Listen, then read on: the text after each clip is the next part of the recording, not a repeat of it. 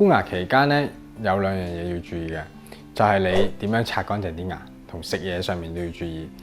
最緊要呢樣嘢係會影響到你可能有牙周病或者蛀牙。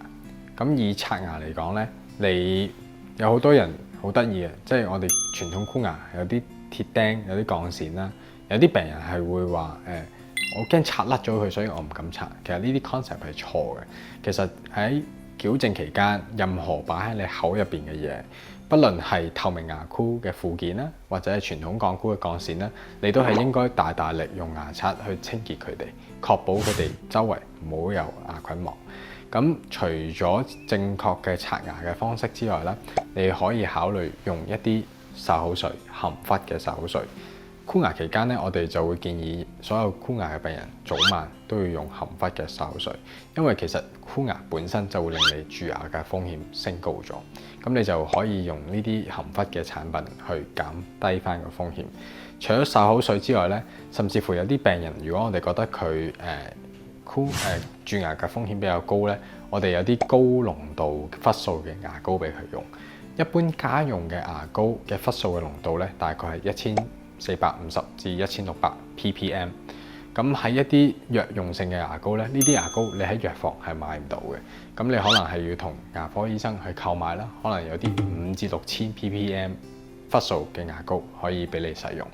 另外飲食方面咧，注意矯正牙齒途中最好就要避免食得好頻密。其實最大嘅問題並不是你食什麼東西，而係你食得有幾密。你係可以飲下甜嘅嘢，食下糖、朱古力，但係個進食同下一餐嘅期間最好要相隔4個鐘頭。咁早晚又要刷乾淨啲牙，咁你就可以大大減低你蛀牙嘅風險啦。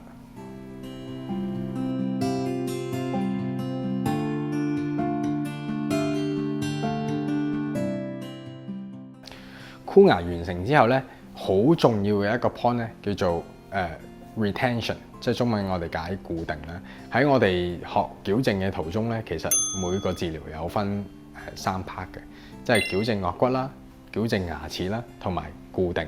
其實3 part 係同樣咁重要嘅，好多人就忽視咗固定呢一 part。咁你點樣可以維持一個長久嘅固定效果咧？其實喺我哋牙科醫生嘅眼中咧，你個固定器咧基本上係要戴一世嘅，即係唔係戴1年半載就以後唔使戴。點解咧？因為我哋人嘅顎骨其實係 throughout the life， 你一世人當中你都會一路變化。你會發現 even 冇箍過牙嘅人，佢下顎嘅牙齒好明顯地可能去到中年咧，30、40歲咧，同佢後生嘅時候發現已經亂咗、唔同咗。咁即係話未箍過牙嘅人尚且牙齒都會走位，咁更何況箍過牙嘅人呢？咁所以如果你想佢 stay 喺一個你想要嘅位置咧，你就必須早晚或者長期地都要佩戴呢個固定器。咁固定器嚟講咧，我哋發現你每日大概要戴大概8個鐘頭咧，咁就足夠。咁戴到幾時完啊？真係戴一世啊？咁其實唔係嘅。咁如果講得，我成日好坦白同病人講，如果你去到一個位，可能你20歲矯正完，咁你去到50、60歲有輕微走位嘅時候，你都唔介意啦。咁嗰陣時你咪選擇唔戴咯。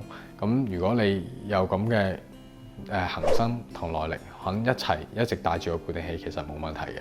咁但係留意個固定器係一個消耗品，咁你可能用咗一段時間，你發現佢霉咗爛咗，你就去換一個新咯，需要。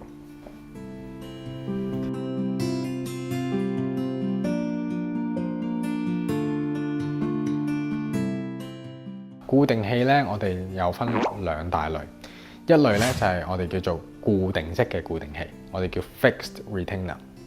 第二類咧，我哋叫做可以拆除式嘅固定器，叫 removable retainers。咁先講固定式嘅固定器啦。咁咧喺固定式嘅固定器咧，其實顧名思義咧，就係佢黐實咗喺你啲牙度嘅。咁基本上咧喺牙齒嘅內側，我哋可能用一條鐵線，可能將我哋覺得佢容易走嘅牙齒咧，通常就係下邊6隻，上面4隻。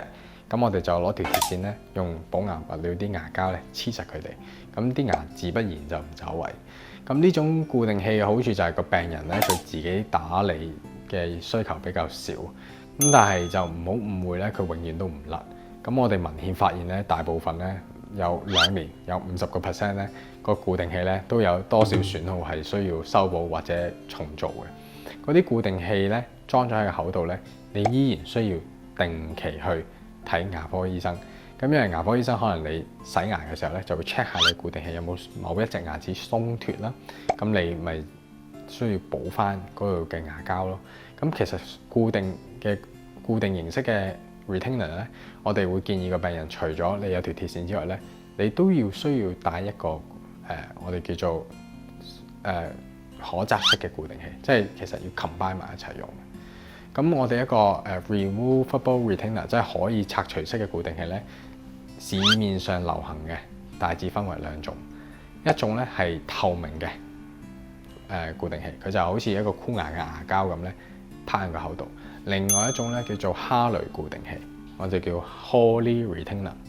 咁呢種係比較傳統咧，你會見到戴上去有條鋼線嘅。揀邊一種好咧？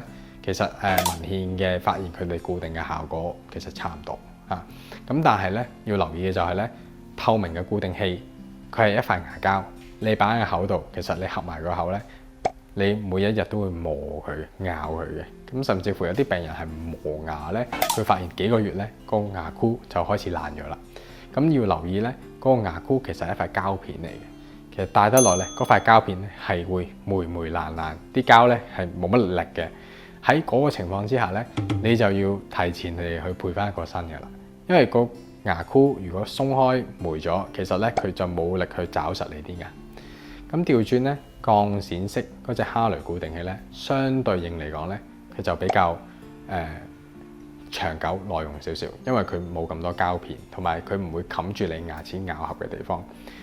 咁但係佢個唔好處就係會有條鐵線啦，唔係幾好睇啦。咁所以我哋一般建議嘅病人咧，屋企唔該最少要配2副固定器。點解咧？你可以一副哈雷加一副透明。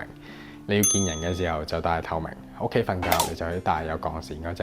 咁點解要有2副咧？你總有機會會唔見咗副固定器。呢個時候咧，你再去唔見咗，再去醫生度配，可能到你配得翻，已經講緊2-3個禮拜後，牙齒已經可能有少少輕微嘅移位。所以其實你應該係有2副固定器喺手，一副唔見咗，你可以用住第2副。At the meantime， 你就去揾牙科醫生幫你配多1副後備，咁就確保你喺矯正完之後，個牙齒咧就一路有固定器可以佩戴啦。最後有病最好梗係睇醫生啦。